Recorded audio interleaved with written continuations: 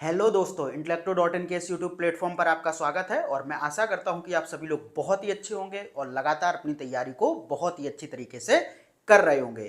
तो हम लोग आगामी यूपीपीसीएस, आरओआरओ और बीईओ के लिए जीएस के सभी इंपॉर्टेंट टॉपिक्स की सीरीज पर चर्चा कर रहे थे और इस सीरीज के अंतर्गत आपकी यह 22वीं क्लास है और इस क्लास में हम लोग 16 महाजनपदों के बारे में चर्चा करेंगे।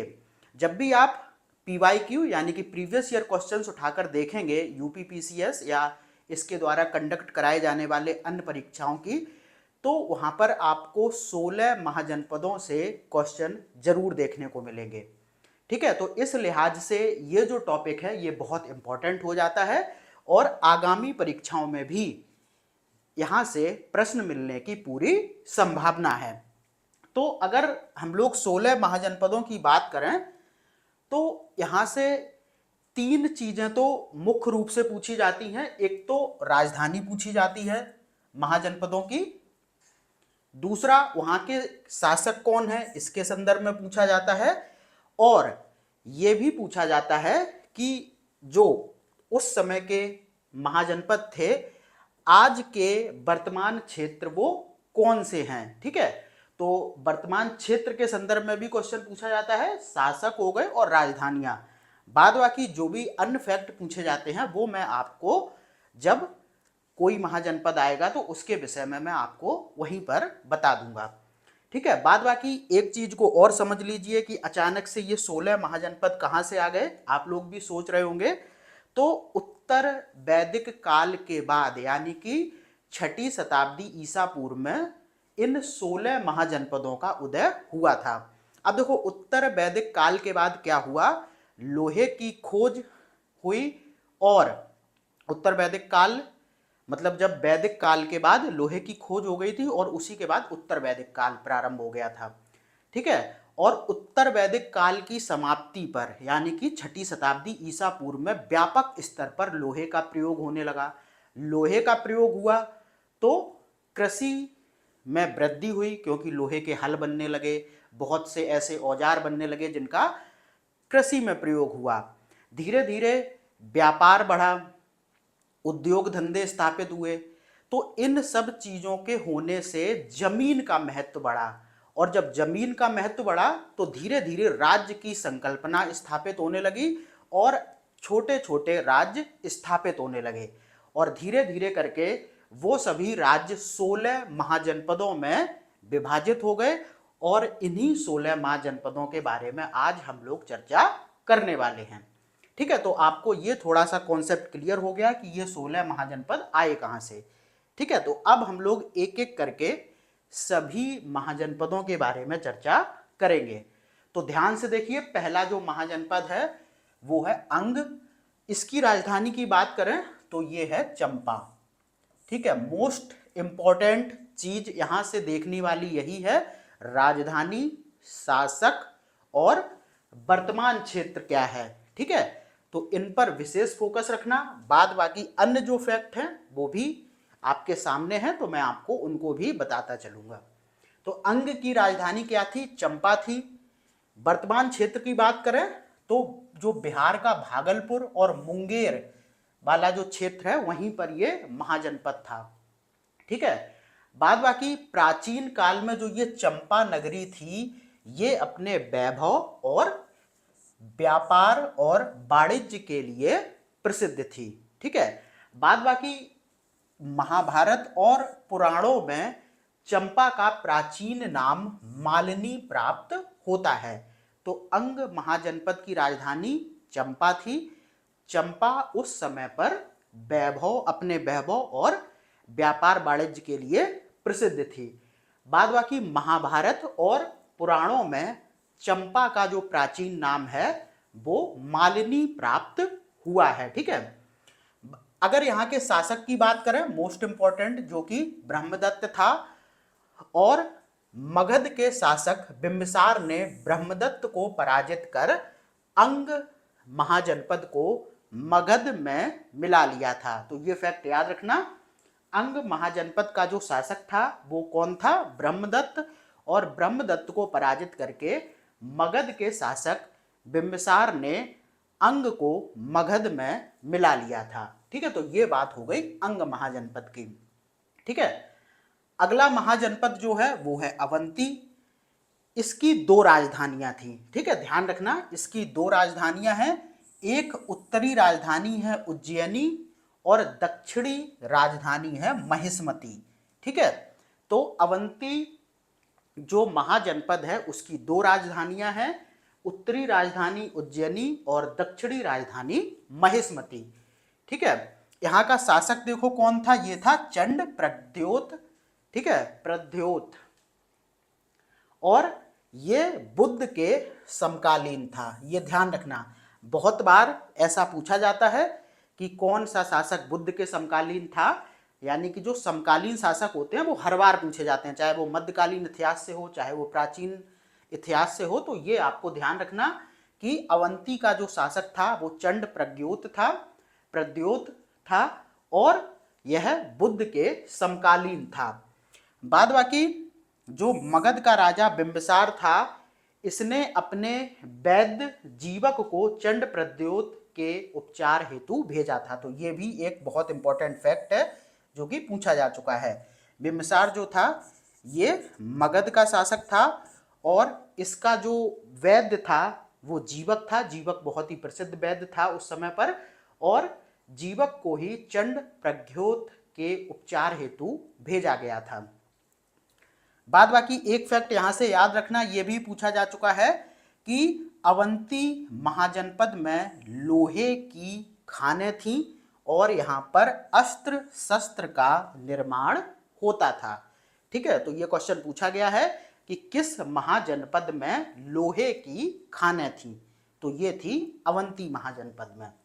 ठीक है, बाद बाकी आपको ध्यान रखना है कि उदयन और वासवदत्ता की एक दंत कथा है, वो उज्जैन से ही संबंधित है। ठीक है, कहाँ से संबंधित है, उज्जैन से संबंधित है, और इस कथा को महाकवि भास ने अपने नाटक स्वप्न वासवदत्तम में वर्णित किया है।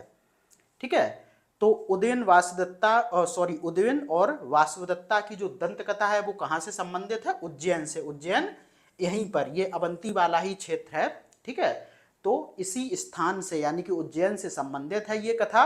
और इस कथा का वर्णन देखो किसने किया है, तो ये किया है महाकवि भास ने। कहाँ पर, अपने नाटक स्वप्न वासवदत्तम में। ठीक है, तो ध्यान रखना ये जो नाटक है ये किसका है, महाकवि भास का है।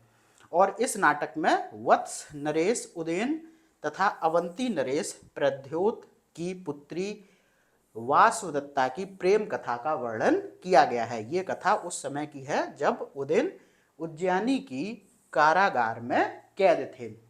तो यहाँ पर यह ध्यान रखना कि ये कथा कहाँ से संबंधित है और किसने अपने नाटक में इसको वर्णित किया है और नाटक का नाम क्या है। ठीक है, इतनी चीजें ध्यान रखना।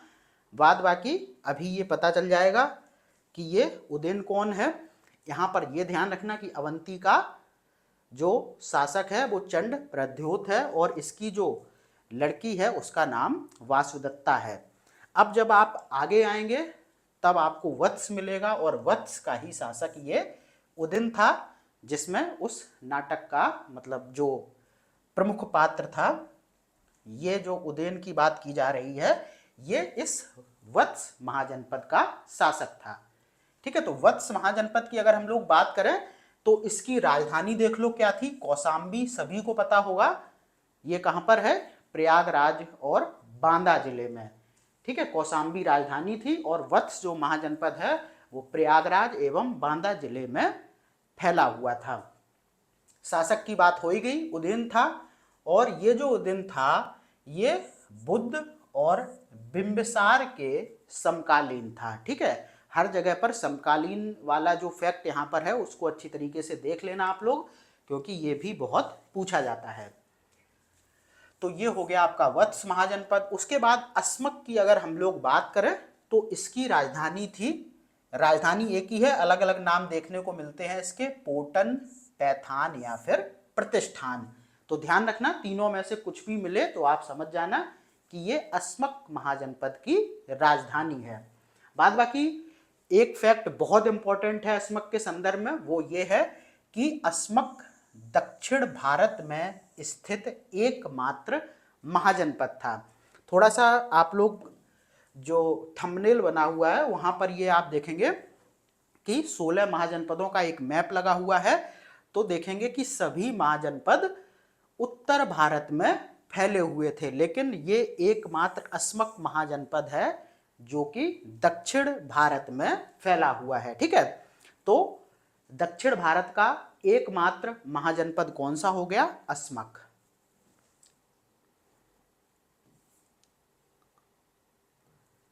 और इसकी राजधानी पोटान, पैठान या फिर प्रतिष्ठान हो गई। ठीक है, अब ये भी एक इंपॉर्टेंट फैक्ट है कि अस्मक महाजनपद की स्थापना इक्ष्वाकु कुल के शासक मूलक द्वारा की गई थी। ठीक है, तो यहाँ पर मूलक का नाम ध्यान रखना और इक्ष्वाकु वंश का नाम याद रखना। ठीक है, उसके बाद अगला जो महाजनपद है वो है काशी। काशी की अगर हम लोग बात करें तो इसकी राजधानी बनारस या फिर वाराणसी थी, सभी को पता ये कहाँ पर है। ठीक है, और काशी का जो सबसे शक्तिशाली राजा था वो था ब्रह्मदत्त, जिसने कौशल के ऊपर विजय प्राप्त की थी। कौशल भी एक महाजनपद था, तो काशी का जो शासक था ब्रह्मदत्त था, ये बहुत शक्तिशाली था और इसने कौशल महाजनपद के ऊपर विजय प्राप्त की थी। बाद बाकी अजातशत्रु के समय ही काशी मगध का हिस्सा बना था। अजातशत्रु जो था ये मगध का एक शासक था। ठीक है, इसके समय में ही काशी को मगध राज्य में या फिर मगध महाजनपद में मिला लिया गया था। ठीक है, अब यहाँ पर अगला जो महाजनपद है वो है कौशल। कौशल की अगर हम लोग बात करें तो इसकी राजधानी श्रावस्ती या फिर अयोध्या थी।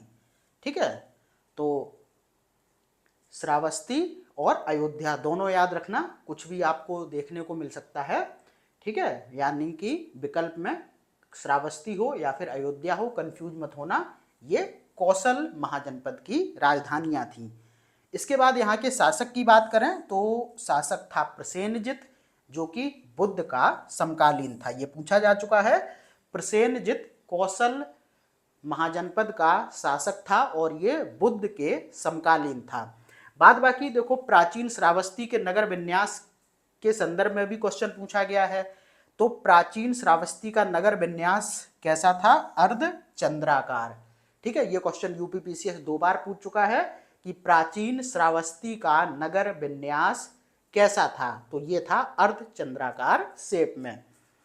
उसके बाद प्राचीन श्रावस्ती की पहचान अलेक्जेंडर कनिंघम, जो कि एक ब्रिटिश इतिहासकार था, इसने उत्तर प्रदेश के गोंडा के निकट सहेत महेत, जो कि वर्तमान श्रावस्ती है, उसी के स्थान से की है। ठीक है, तो आप ये भी एक फैक्ट याद रखना कि प्राचीन काल में श्रावस्ती को सहेत महेत नाम से भी जानते थे। ये क्वेश्चन यूपी स्पेशल में पूछा जा चुका है। श्रावस्ती का प्राचीन नाम सहेत महेत भी था। ठीक है, तो ये बात हो गई कौशल महाजनपद की। अब अगला जो महाजनपद है वो है कुरु। इसकी राजधानी की बात करें तो ये इंद्रप्रस्थ और हस्तिनापुर। ठीक है, इंद्रप्रस्थ और हस्तिनापुर, वही जो मेरठ वाला जो क्षेत्र है और पूर्वी हरियाणा, दिल्ली।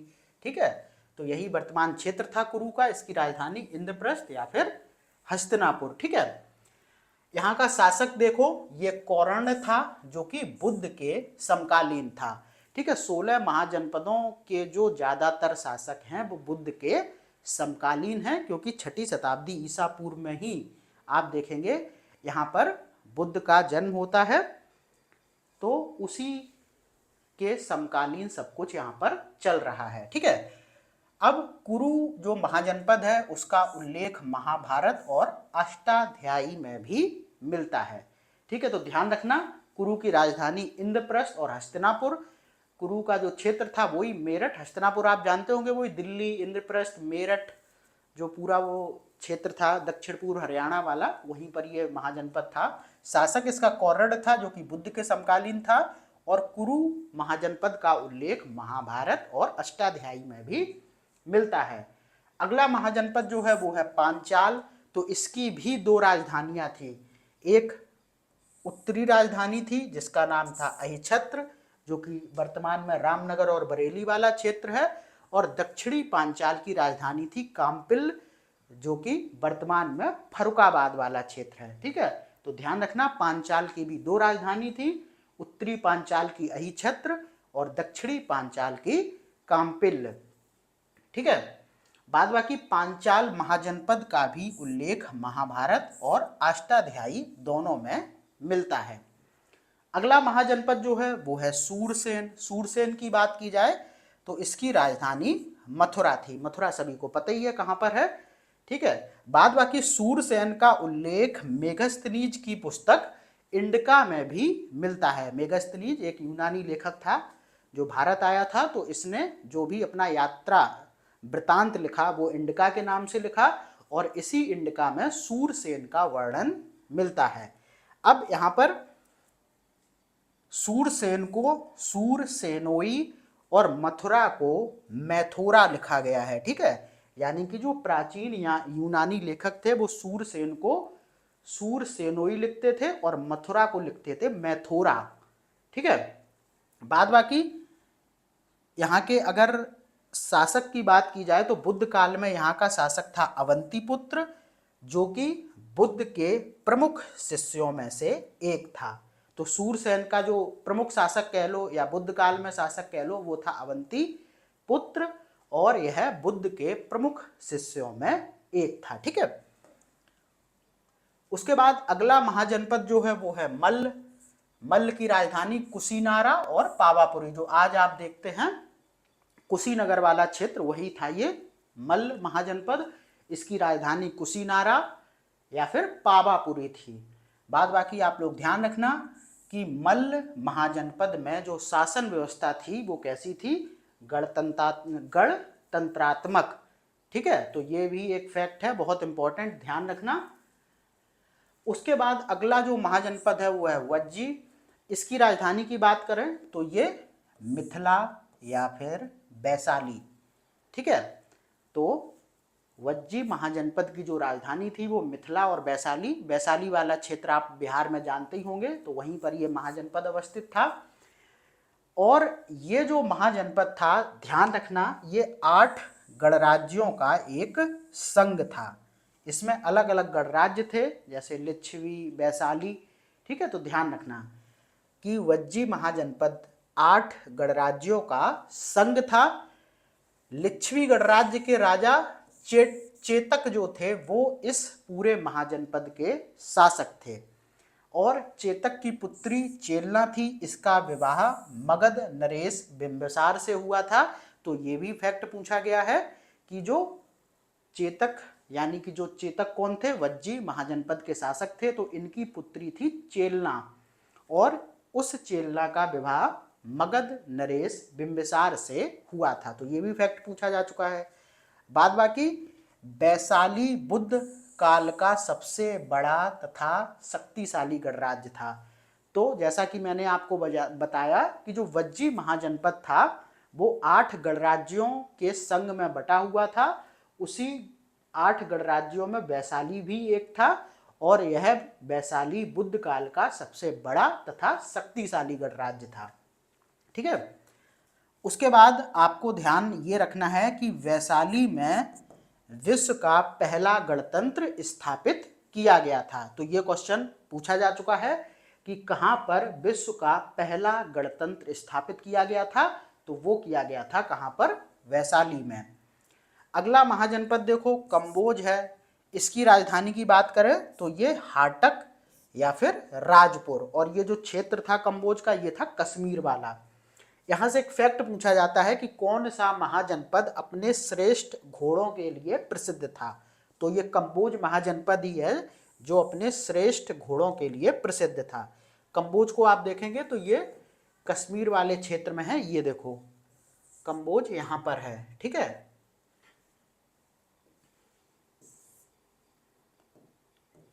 तो ये वाला फैक्ट ध्यान रखना कि कंबोज अपने श्रेष्ठ घोड़ों के लिए प्रसिद्ध था। आगे हम लोग देखें तो मगध है, जो कि बहुत ही शक्तिशाली एक महाजनपद था। इसकी राजधानी की बात करें तो ग्रीव्रज, राजगीर और राजगृह, ठीक है। तो ये इसकी राजधानी थी। और इसका क्षेत्र अगर हम देखें तो दक्षिण बिहार वाला क्षेत्र था मगध का। और ये देखो फैक्ट यहाँ पर लिखा भी है, जैसा कि मैंने आपको बताया, यह उत्तर भारत का सर्वाधिक शक्तिशाली महाजनपद था, यानी कि ये सभी महाजनपदों में सबसे शक्तिशाली था, ठीक है। बाद बाकी यहाँ पर थोड़ा सा जो इसके शासक रहे हैं, जो प्रथम शासक रहे हैं, उसके संदर्भ में विभिन्न साहित्यों में अलग अलग मत दिए गए हैं। जैसे कि पुराणों की बात करें तो पुराणों के अनुसार मगध का सर्वप्रथम जो शासक था वो बृहद्रथ वंश का था। लेकिन बौद्ध ग्रंथों को उठाकर अगर हम देखते हैं तो उसमें बताया गया है कि यहाँ का जो सर्वप्रथम शासक था वो हार्यक वंश का था। तो ये दोनों फैक्ट याद रखना। पुराणों के अनुसार बृहद्रथ वंश ने सबसे पहले मगध पर शासन किया था और बौद्धों के ग्रंथों के अनुसार मगध पर सबसे पहले हार्यक वंश ने अपना शासन किया था, ठीक है।